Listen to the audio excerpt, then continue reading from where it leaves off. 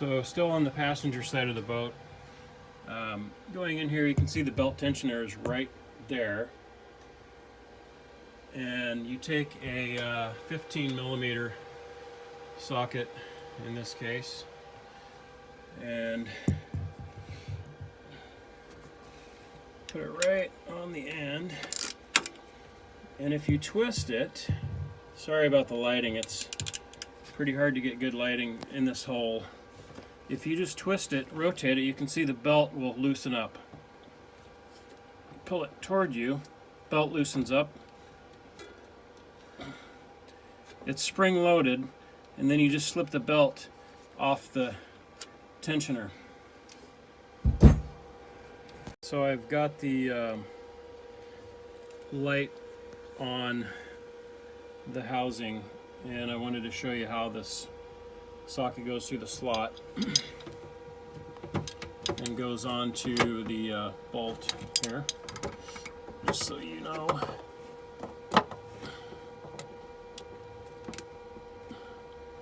And the bolts have paint on them when they're new, so it's kind of hard, but it is a 10 millimeter socket. Oh, that one's not on there all the way. There we go. Just had to get some of that paint off of there. Thick black engine paint. Alright, next extension's probably too long for this, but get the idea.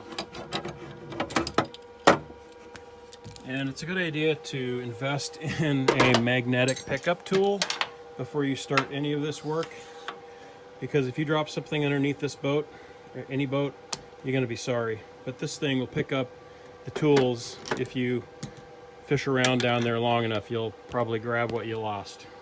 All right, so I have read from other people who've talked about doing this that it's best if you can rotate, kind of pull this pulley sideways a little bit, wiggle it a little bit sideways once you get the bolts loose, and try to keep the impeller attached so that when you pull the pulley out, the impeller comes out with it. You kind of rock it, and that way you don't need a puller to get these things out, because sometimes they're solid on inside the pump. But as you can see, this one's coming out pretty good. Alright, so we've got the pulley, the shaft, and the impeller out. As you can see, there is some wear on the impeller. This boat has 97 hours on it. PCM recommends 50 hours for impellers. And I used to have a different boat with a monsoon engine, and that thing could run a couple years without changing the impeller, and the impeller looked good. I don't know what it is, why these impellers would have to go any sooner, but there's the proof.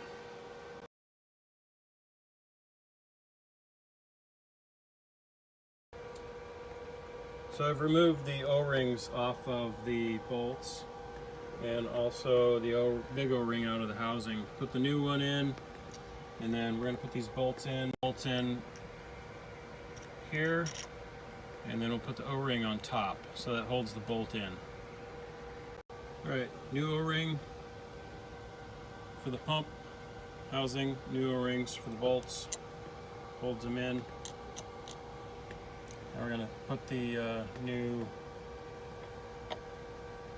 impeller on.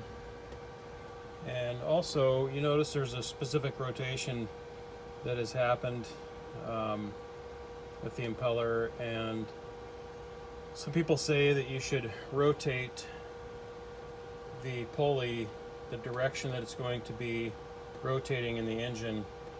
That way it kind of gets these things started, but I've always done it. I don't know if it makes any difference, but that's what we're going to do today. Alright, so I've managed to squeeze that thing back down in there where it needs to go, and just kind of make sure there's a hole in the bottom of that the shaft right in here somewhere. You can't see it because it's on the bottom. Just make sure that that is toward the bottom when you line up the holes. In fact, There it is. Pump housing and the pulley and everything ready to go. I'm going to need two hands to do this, to rotate while I'm pushing it in. So we'll pause here. Well, it's a long extension, but it's a small socket set. To get the bolts started with my hand. And one thing to note is that the torque on these are really light.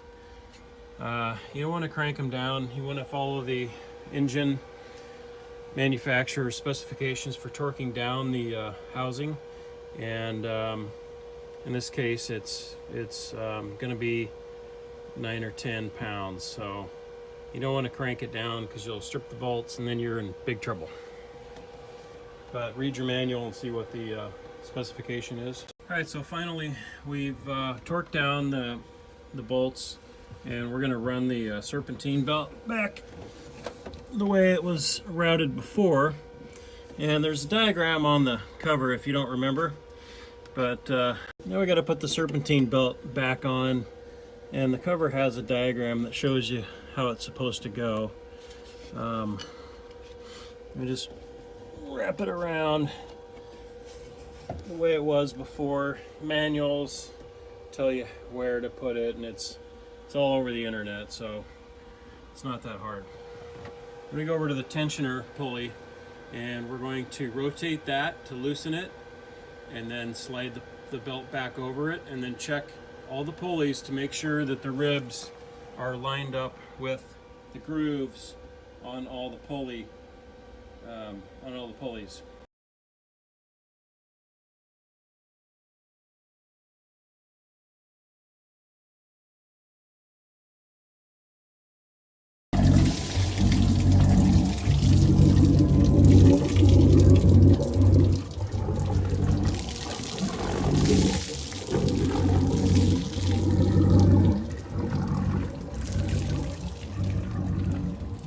I do recommend a visual inspection. Running, if you don't have a lake, you can use the fake a lake. Just make sure everything's sealed up. Since we're not on the lake or a river, I don't know how much water it's going to take if I rev it up, so I'm just going to do idle. But I'll just make sure there's no water coming out of the bottom of the housing. Got a little bit left from change, but I don't see any amount of oil. And since we also changed the oil in the last couple of weeks, I like to run it a couple times just to make sure that everything was done right.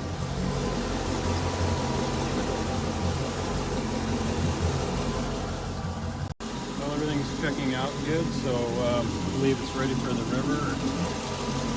Thanks for watching. And if you're not comfortable with this sort of thing, definitely give your dealer the business. They deserve it.